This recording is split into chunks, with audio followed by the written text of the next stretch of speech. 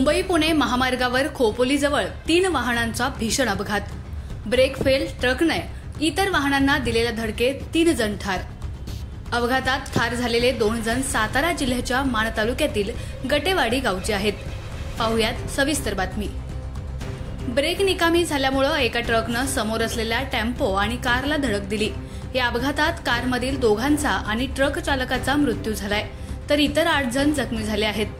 पुण्याहून मुंबईच्या दिशेने येणाऱ्या मार्गावर हा अपघात झाला। अपघातातील जखमींवर पनवेलच्या MGM रुग्णालयात उपचार सुरू आहेत। पुणे मुंबई एक्सप्रेसवर भीषण अपघात झाला असून या अपघातात 3 जणांचा मृत्यू झालाय, तर 8 जण गंभीर जखमी झाले आहेत। पुण्याहून मुंबईला जाणाऱ्या लेनवर हा अपघात झाला। ट्रकचा ब्रेक निकामी झाल्याचं चालकाचं ट्रकवरचं नियंत्रण सुटलं आणि ट्रकनं पुढे असलेल्या कोंबड्याची वाहतूक करणाऱ्या टेम्पो आणि ओमनी कारला धडक दिली। ट्रकनं दिलेल्या धडकेनं भीषण अपघात झाला। ही ओमनी कार माण तालुक्यातील आहे। ट्रकची धडक एवढी जोरदार होती की ओमनी कारमधील 2 जणांचा जागीच मृत्यू झाला।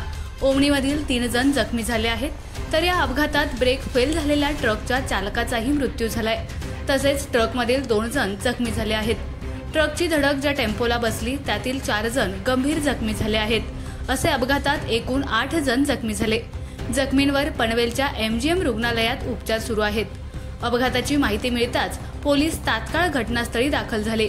बचाव कार्य सुरू करून जखमींना तात्काळ रुग्णालयात उपचारासाठी पाठवण्यात आलं। तसेच अपघातग्रस्त वाहनं एक्सप्रेसवे वरून हटवून वाहतूकही सुरळीत करण्यात आली। अपघातग्रस्त ओमनी कार माण तालुक्यातील गटेवाडी येथील असून या कारमधील 2 जण ठार तर 3 जण गंभीर जखमी आहेत।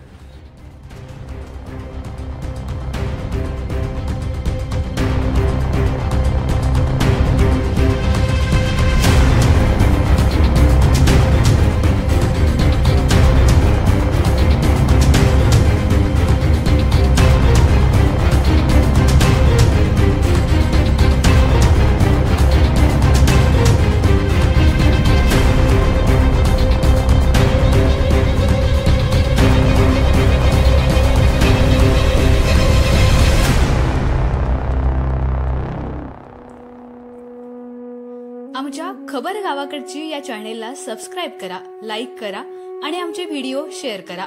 धन्यवाद।